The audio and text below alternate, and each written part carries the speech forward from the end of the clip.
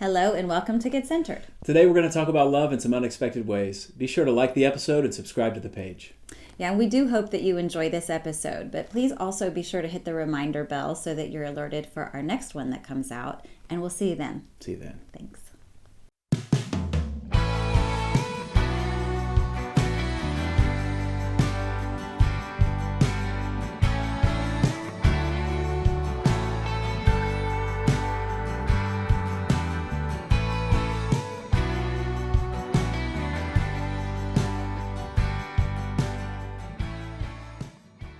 Many of us have questions about something that anybody who's ever been in a human relationship before in their entire lives, we have questions about these repetitive patterns that can show up. And we know on some level that in each relationship that we get into, there are certain similarities. And if we go back through the relationships that we've been in, we usually find those patterns. It's just that human beings aren't necessarily ready and eager to take an honest look at how some of those patterns might have their origin in their own lives. Because quite frankly, it's very easy for us to blame, and it can be very difficult for us to take responsibility and to be responsible to our history. So the first thing that I want to do in discussing these, what Freud called repetition compulsions, I want to talk a little bit about how they repeat, the nature of what is actually happening. And one of the things that I tend to look to when I think about this subject is attachment, and in particular, how we develop, how we understand ourselves in relationship to others, importantly in our families of origin, but also in our environment, and then how we can carry over those throughout our lives. So first, human beings are meaning creating and culture creating animals. We can look at language as an example of how this works. There's a period of our life where we have a predisposition to soak up language, and we can access language, and we can even not have an accent later on if we learn a language at a particular time of our lives. So it's a pretty good metaphor when we're talking about our behaviors and certain assumptions that we have about ourselves and the world.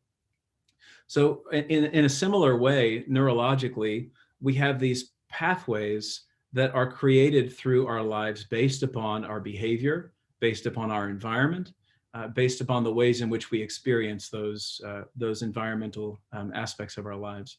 And we consider, when psychodynamically, we look at this as the family of origin. So from a neuroscientific lens, what happens, there's a phrase that what fires together wires together, and we call these neural pathways.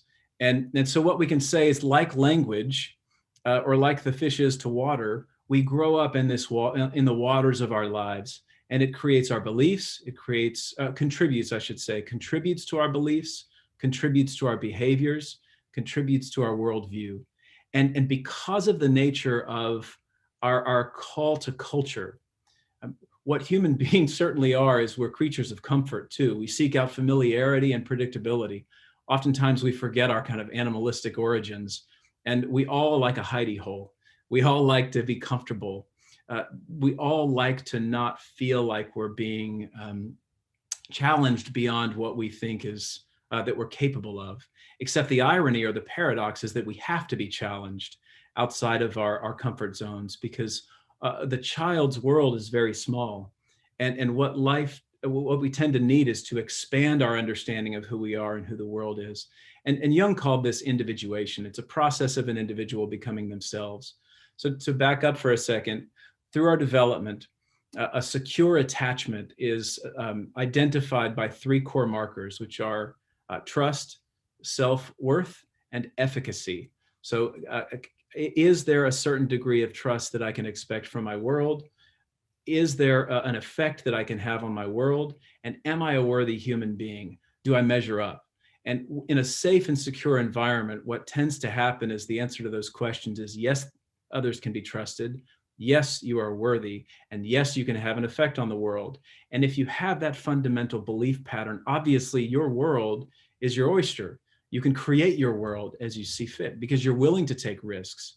You're willing to push yourself beyond what is predictable or what is known and familiar. This is one of the reasons why travel is so important, because we have to get outside of our own comfort zone. I love the kind of dual dynamic between security and stability and adventure and risk. And for humans, what we really need to do is try to find a way to move into both these, right? It doesn't mean that choosing one or the other, but it means that I need to be able to take healthy risks, and I also need to be able to find a home, something that's secure, psychologically and emotionally. But the way this manifests in our neurological system or nervous system is this attachment dynamic.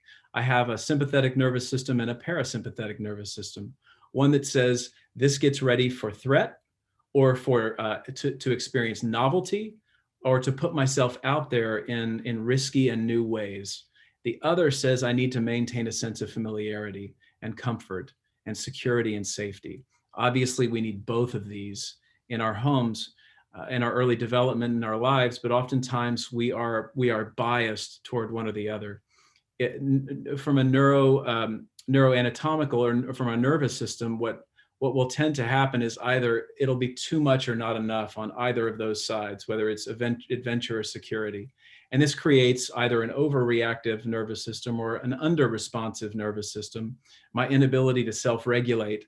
And so then, of course, I'm overwhelmed by my anxieties and by this system. So what attachment really is that can I have that sense of safety? Or if I didn't have that sense of safety, two attachment styles tend to manifest. One is called avoidant and one is called ambivalent. I'm going to read through those two attachment styles quickly. In a secure attachment, the child is able to separate from the parent. They seek comfort from the parent when they're frightened. They return to the parent. It's met with positive emotions, and they prefer parents to strangers. As an adult, they have a lasting sense of trust in relationship. They tend to have a good sense of self-esteem, and they share their feelings comfortably with their partners, and they seek out social support. In avoidant attachment style, they may avoid the parents. They don't seek comfort from the parents when they're overwhelmed, and they have no preference between parent and stranger. Later on in life, they may have problems with intimacy. They may invest little emotional stock in social and romantic relationships, and they may be unwilling to share their thoughts and feelings with others. For the ambivalent attachment, they may be wary of strangers as a child. They may become distressed when the parent leaves, and they do not appear to be comforted when the parent returns. As an adult, they can become reluctant to become close to others. They can worry about how their partner feels about them, and they become distraught. And essentially what this is that we have this predisposition, because like language, we have a predisposition to assume, to adapt to our environment. And what can happen is that outside of our family of origin, we get into a new environment. And because of the tension and the experiences that we had developmentally, we will somehow assume that it's going to repeat itself. And two things will happen. The first is we can project onto another person that reality that we had, those assumptions. They are doing something, undesirable. They are trying to hurt me. If you were hurt very young, you may imagine that they're going to do that. Or we can do the other thing, which is draw for, almost pull for the other for people in our lives to behave in ways that those people in our early life behaved. The first is called projection. The second is called projective identification. It was identified by Melanie Klein, a psychoanalyst. And those two dynamics are something that psychotherapists work a lot about. So I'm running out of time, but I want to be able to finish with a couple of quotes. The first is by Edward Edinger. He's an analyst. He says, any step in individuation is experienced as a crime against the collective because it challenges the individual's identification with some representative of the collective, whether it be family, party, church, or nation. And what James Hollis says about this is he says, we are all socialized to serve and maintain the collective, family structures, and social institutions that have a life of their own, but require the repeated sacrifice of the individual to sustain them. And the idea of individuation is to try to free ourselves from these adaptations. So our first half of life, we adapt to the outer conditions and values of our lives. It's somewhat achievement-based, and we're trying to form an idea of who we are in the world.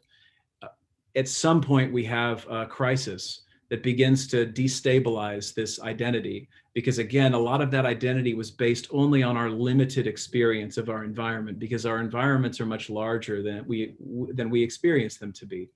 So what happens in our second half of life is we get to adapt to inner values and conditions. We begin to recollect fragments of our personality that had to be sacrificed to these institutions of the environment, of political and social and religious institutions. And we really begin to have a strengthening sense of who we are as we confront the delusion that was born in our first half of life. Now, I've said quite a bit. The one concept I want to introduce is cognitive dissonance, which is we struggle to hold two contradictory beliefs. So what we do is we choose the one rather than the other, and we hold to that. So we have to hold to these beliefs and assumptions from our early lives. And what happens in romantic, friend, social relationships later on in life is that we start to see over time in committed relationships, whether they're friendships or romantic, that there is some faulty logic in some of our assumptions about how we are in the world, how our sense of worthiness is in the world, who behaves the way that they do to us, and how we exist in our relationships. So I want to open it up for just a few minutes. Okay, any thoughts as we kind of meander through that? I know we just got a few minutes because I went a little over, but what thoughts do you guys have? I just feel like that's such an important what's going on. But for somebody who finds themselves identifying with one or the other type of attachment, how do they relate to that and then move through it in a relationship so that the relationship can be more fulfilling for them? Yeah, there's an old question that a friend of mine used to ask. He was a psychologist, and it was in addiction. He would say, if you're not convinced that you're addicted to a substance, do more research. And unfortunately, that's an odd idea to us, because what that means is somebody's engaging in maladaptive, usually unhealthy behaviors. And there's a reason why in AA, they have the motto of, rock bottom. You've got to hit rock bottom. It's because the idea is that you cannot continue to blame other people. You cannot continue to project those aspects of yourself onto others. And you have to realize the truth of the repetition that's happening. And it actually originates not totally, right? There are other people that are responsible for this, but to transform it, one needs to view themselves as response able. And then all of a sudden it can shift, because I'm not having to bow down to my history. All of our complexes are fundamentally about our history coming present in the present moment. So the how really is do a lot of research and observe. And sometimes if you're in a healthy relationship, you can learn it from your partner and from your friends, because the conflicts that you get in, the feedback that you get might be something that you need to integrate into your life.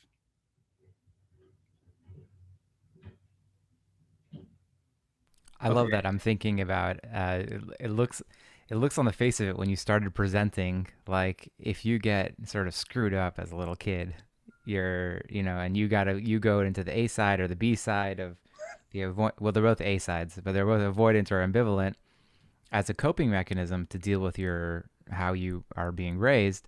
Then it seems like you might not be able to bridge that gap later. But what you're saying is actually there is a hope in bridging the gap, in the same way that somebody who's an addict has to acknowledge that there's an issue, right? They have to start there. Yeah, Ariel, in the attachment world, they have a designation called earned. So you can have earned secure. And I think it's like 50% of people are insecurely attached, but then you've got a large majority of people who are, quote, securely attached that have features of insecure attachment. And so, we replicate those things. So even somebody who had an ostensibly really great childhood, there are going to be subtle ways where there was either too much of some emotional or environmental issue, or there was not enough of something that you really needed, because overwhelmment and neglect are the ways that those aspects show up in our family systems. My wife likes to say it, either hug too much or not enough. That's right. Well, I'm telling you, we could do 6 hours on this subject. I'm so passionate about it, but we gotta step away and move on to something else.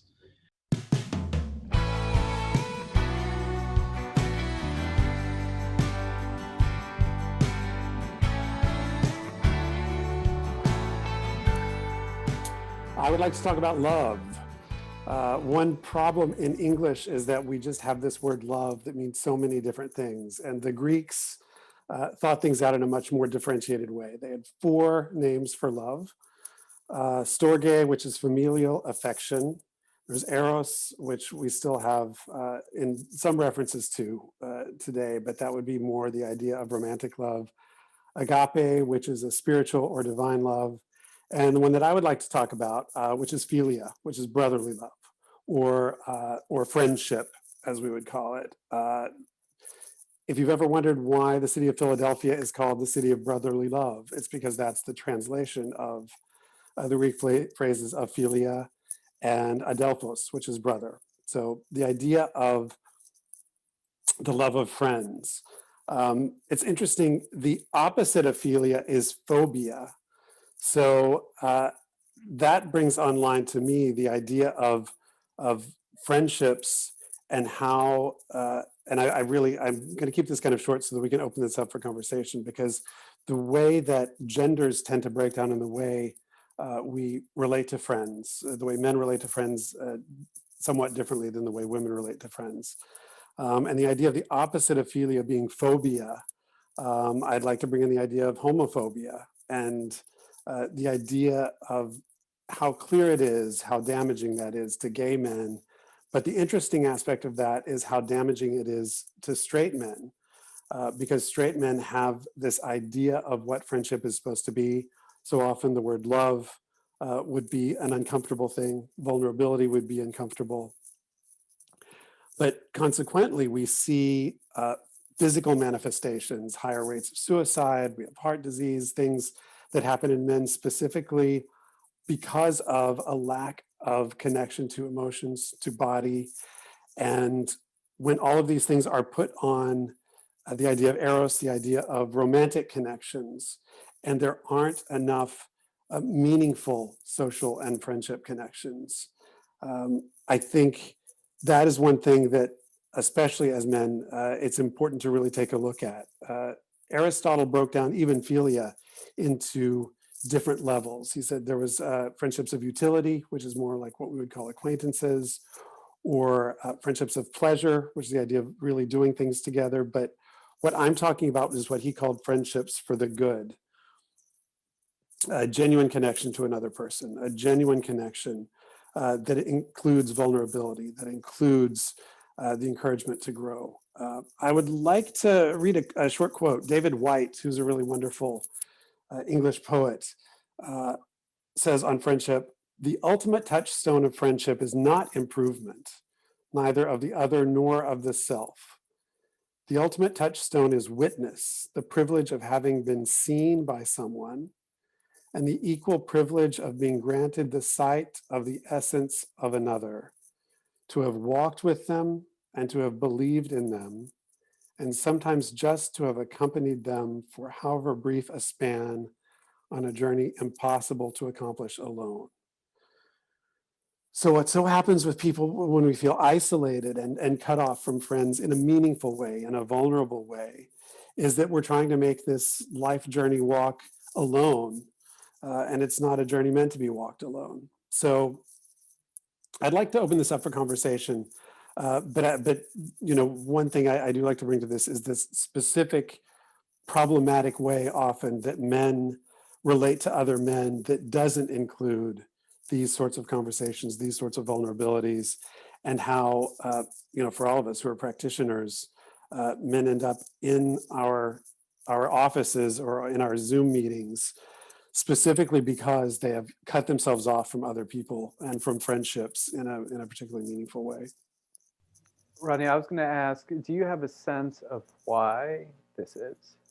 Why is it so difficult for men to relate to each other on that level of philia? I think part of it is cultural. I think a lot of it is cultural. You know, I think there's this idea of, you know, women connect and bring things together, and men go out and separate things. And there's an idea of independence that is expected. But when this idea of independence is the only tool in the toolbox, then there's an inability to connect.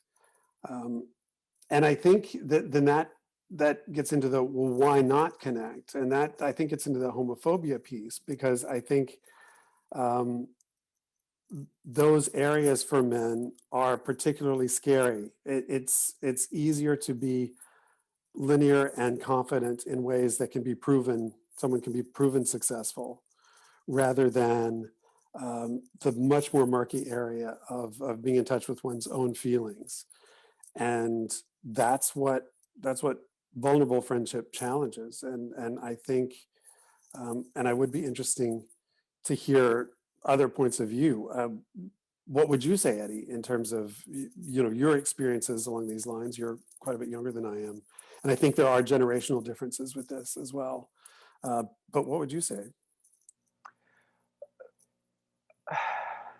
Yeah, I don't know about the generational difference, because I think we've started to move in the direction of that's okay.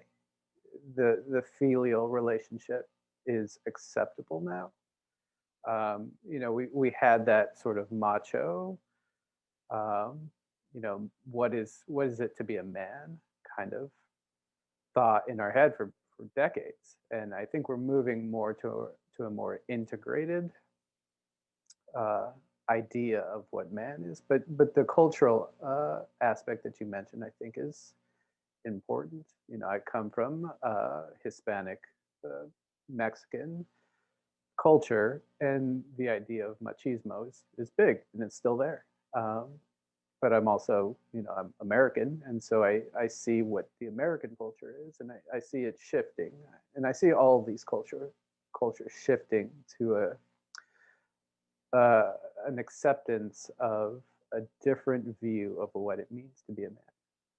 But we're struggling with it for sure. I wanted to say that the thing that came to me kind of right away, Rodney, as you were wrapping up, is men who just naturally have a sports affinity, or they're hunters or fishers. The people, I'm just imagining people I know, they seem to have this natural posse of male friends that they can engage in these activities with. But the men that I know who are a little bit more intellectual or philosophical, they tend to have a lot of female friends. And I don't know if that's just because it takes a minute to find their male counterparts that can hang with them in those conversations, because they're maybe not as common. But I know men that are very relieved to find other men to relate with in this way. It's such a relief. It's like a drink of water when they've been thirsty. So I think, fortunately, Eddie, I'm with you. I think that things are evolving here, but maybe not fast enough. Well, and to add one more piece to that from the Jungian lens, the anima, the feminine archetype, especially in males, tends to get pushed into what we call the shadow, and it's that part of us that's either we reject or we have no idea about. So to be whole is to have both the masculine and the feminine available to us, and so it's a process and it's difficult. But I think culturally we're starting to move to taking the anima out of the shadow, but it's a difficult process. One of the difficulties I think here is that whenever I've taught on masculine, feminine, male, female, it's like postmodernism has come along and totally uprooted any kind of ability to converse about gender as rooted in some kind of physiology or biology. And I notice like that it gets difficult to talk about some of these ideas that we tended to put in, like masculine and feminine, because of course we both have all these characteristics. They're just expressed in different ways. What do you say about that kind of postmodernism and male, female, and friendships and relationships? Any thoughts, Rodney? Oh, for me, yeah, I'm not. It's true. I mean, it's a sticky point to talk about gender and to talk about how, talk about biological differences and what does that mean, and are there psychological ramifications of those biological differences. But I also see patterns, and so the question is the pattern, nature nurture, and we're back to that, how much of the pattern is, but often to see little boys playing and little girls playing, it's a very different experience. And to see, I can't help but say, when I talk to my men friends about friendships and when women talk about friendships, it tends to be a rather different experience. So, just again, the question is tools in the toolbox, like what Leila Scott was saying, to relate what Robert Bly would call shoulder to shoulder relationship, like men do sports, whatever it is, drinking, hunting, so stereotypical, such stereotypical things, or playing video games, whatever it is, it's about shared experience. And that's extremely important. And that it's not about replacing that. It's about having that not be the only way of relating, that when there's real vulnerability that would be helpful and called for, that's also considered within the realm of possibility of a friendship, and that that it isn't automatically left out because that's such uncomfortable territory. Okay, we got to jump to the next person. Thanks, Rodney.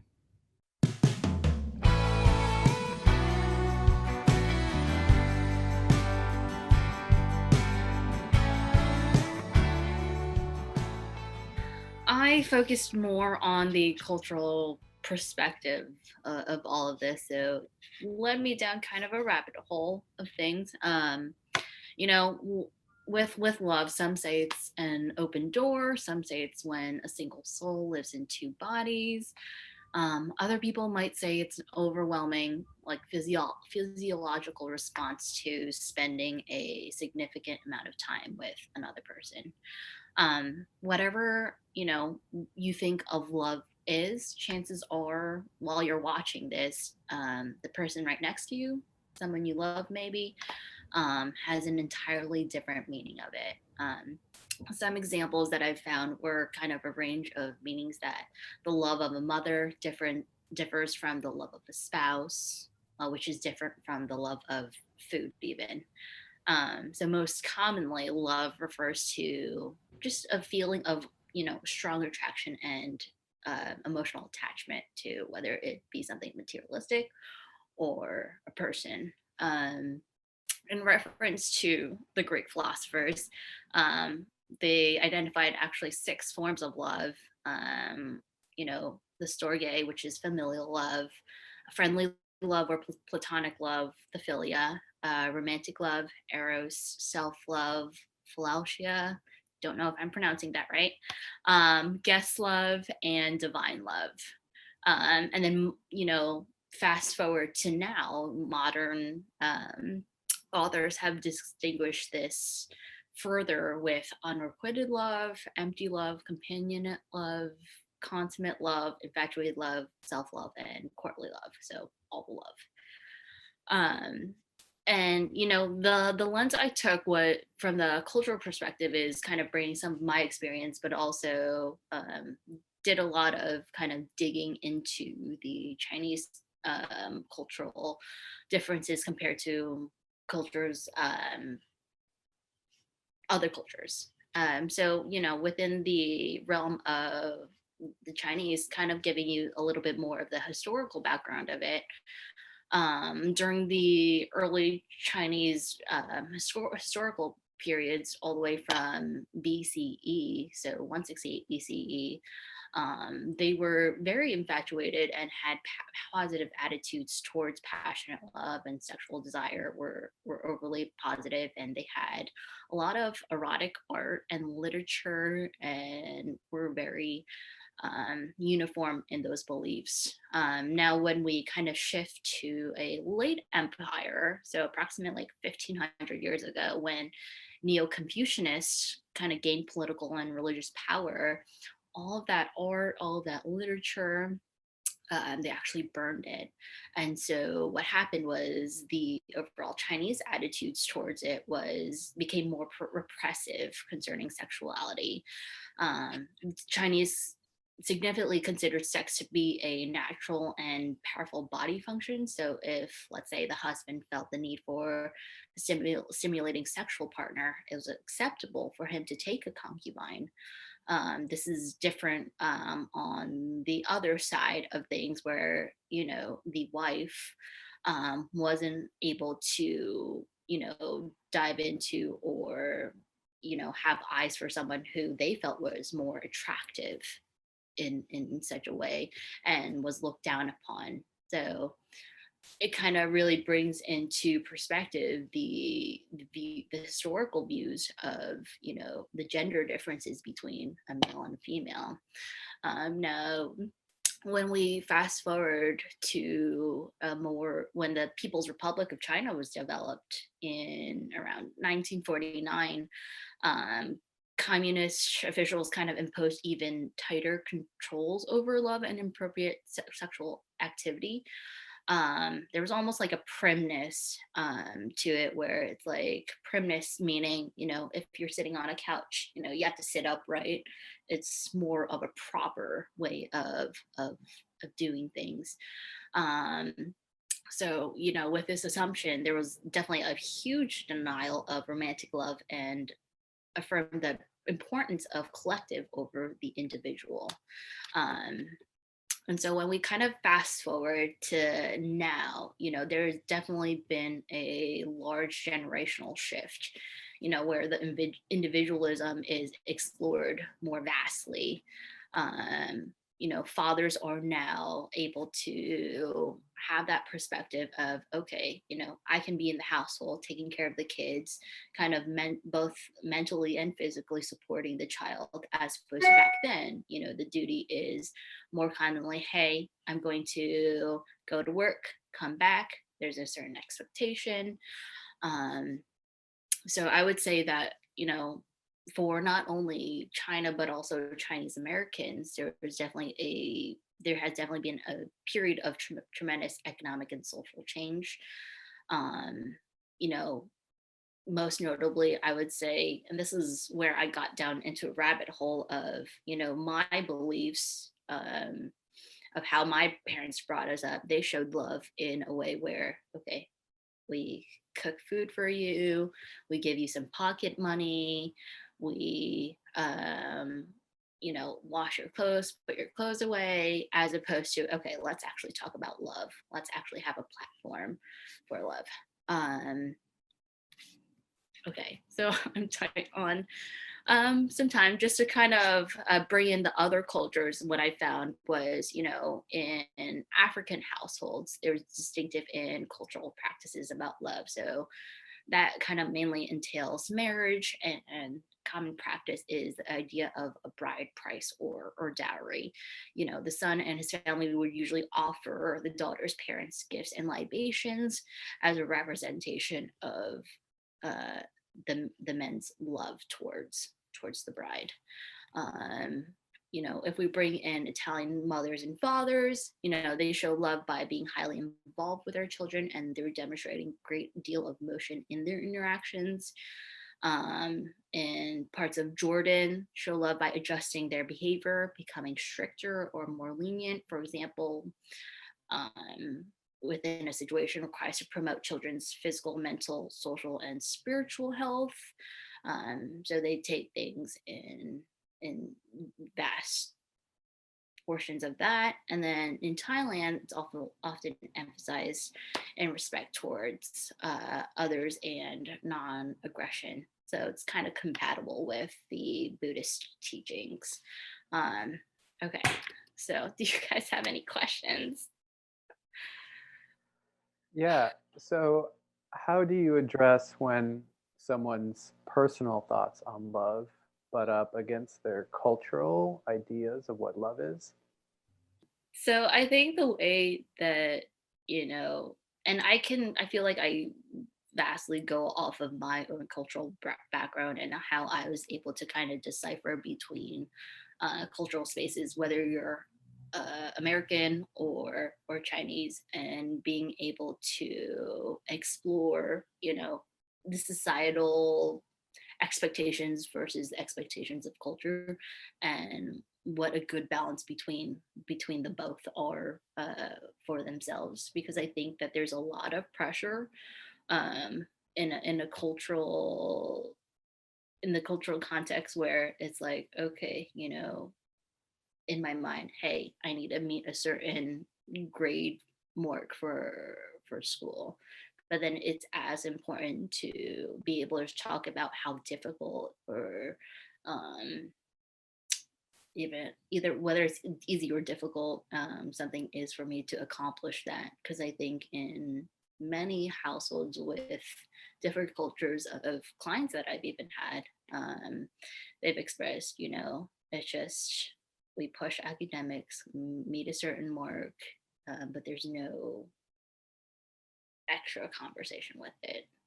I just wanted to bring in something just at the very end here. It's just that reminds me of the idea of individuation. Your question, Eddie, and your answer, Gia, because it's like we can do the macro micro thing. If your culture is your mom and dad, and you need to individuate from that, take what works from you, take the love, but leave whatever belief system doesn't align with your own individual belief system, and make your definition of love, your expression of love, your own.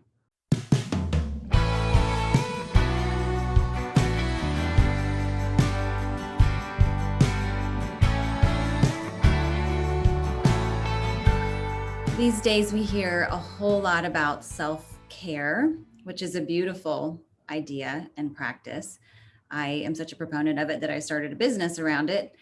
But also I feel like we really need to look at the idea that it's kind of the superficial layer of what self-love is.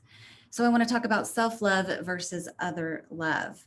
And it may seem obvious, one's loving yourself, one's loving another person, but there's a little more to it, because self-love really means marrying or coupling or partnering with yourself. So your ego self couples with and unites with your spirit self.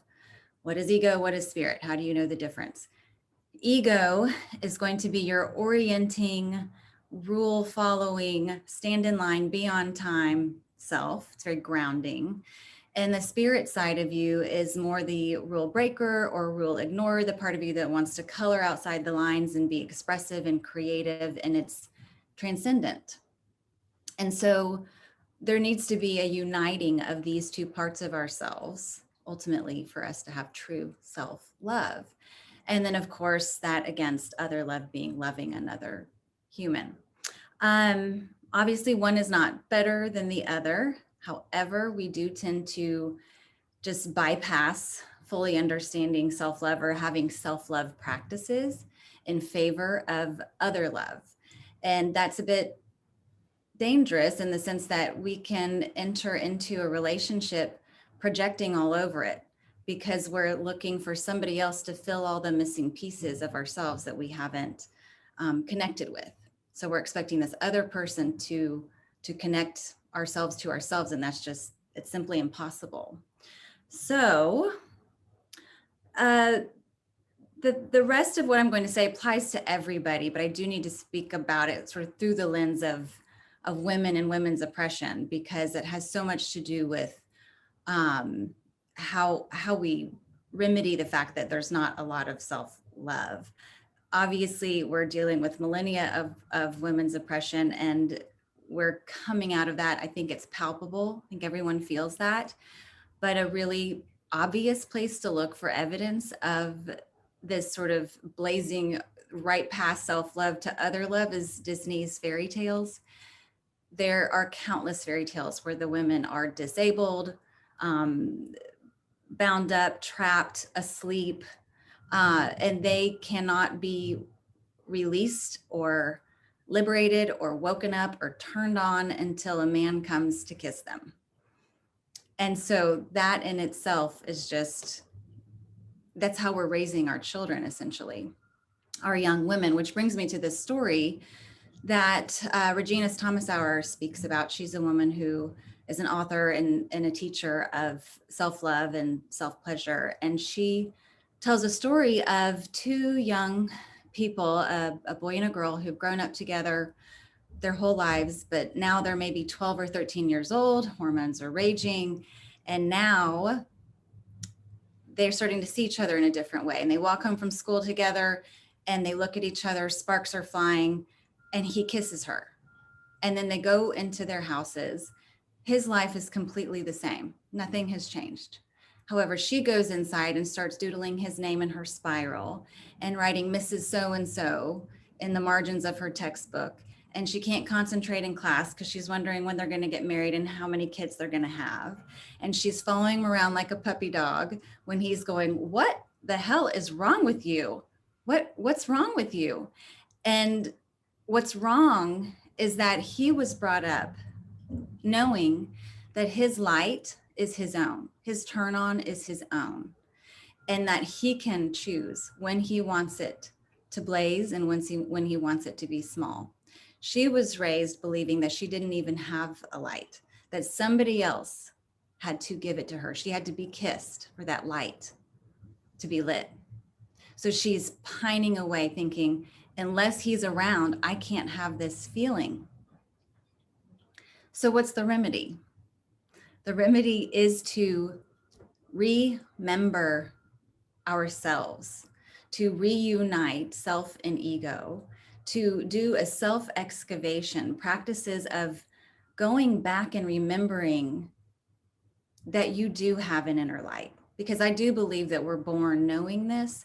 We're born with passion and desire. We're born knowing that we came into a body that was carnal, that is meant to be felt and experienced through all of the senses.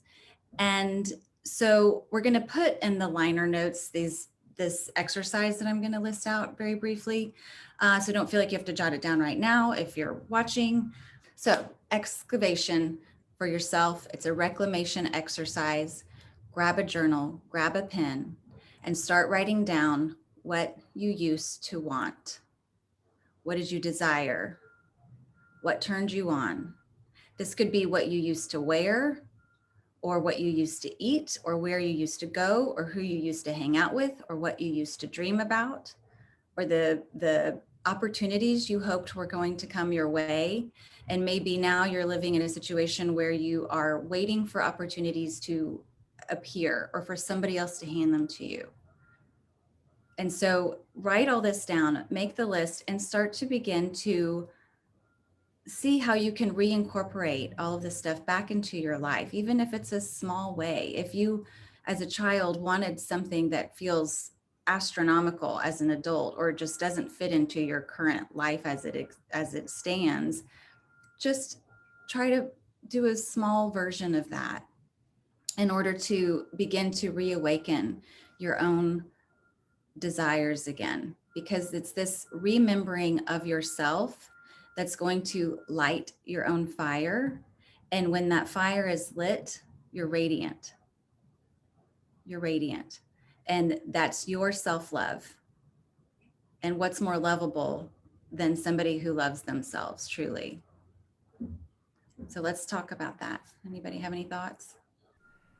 I'm wondering if it feels like there's space for a different way than that, and how do we get to, even at an early age, how do we start to give kids the tools they need to understand and start to visualize themselves and see themselves and understand themselves as how they really are, which is every one of us is capable of that, right? Every one of us is tapped into that. That's not a male or female. That's not a gender. It's not even a human or not. It's everything is contained in everything. So it's how do we shift the language? And I'm wondering what we're doing now. If we understand that language is part of how we wire together the kind of the water of our universe, right? What we assume is the truth, then how do we then shift whatever that is that's causing this outcome.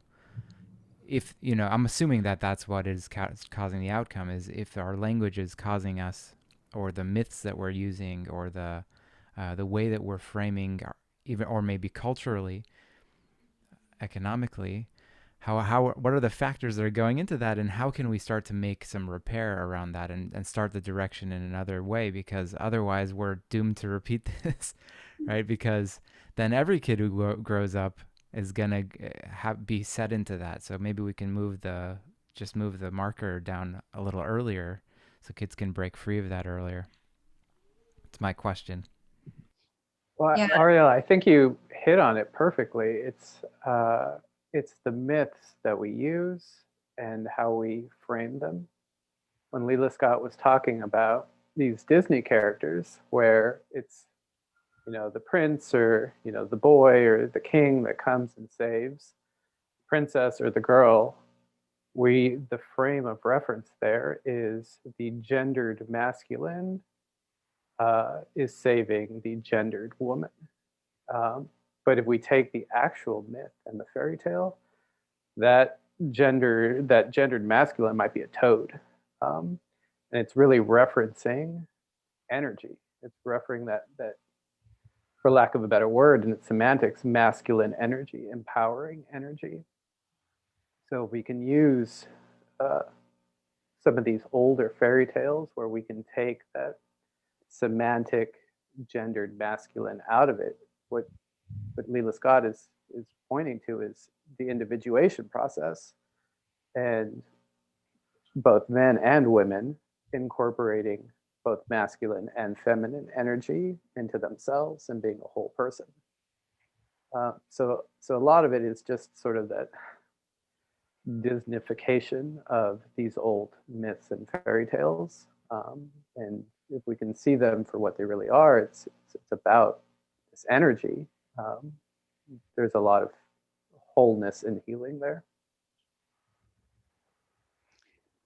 Of course, thankful for movies like Frozen and Brave, that are starting to explore this idea of finding yourself, and there doesn't have to be a love interest for that to happen. And I totally understand what you're saying, that if only the whole world knew that it was just energy, but they don't. And like Gia said in her cultural piece, if anyone ever watches that one, I hope you do. She's talked about how there came a time in history long ago when this idea of both women and men being able to experience pleasure was not only suppressed, but burned.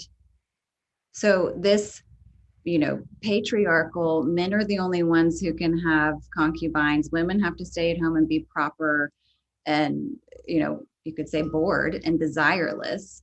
This is the problem. So women have to find their own desire. And this is in the bedroom too. I mean, how often does a woman think he has no idea what to do in the bedroom, but she doesn't even know how to please herself? And so she can't teach her partner how to please her.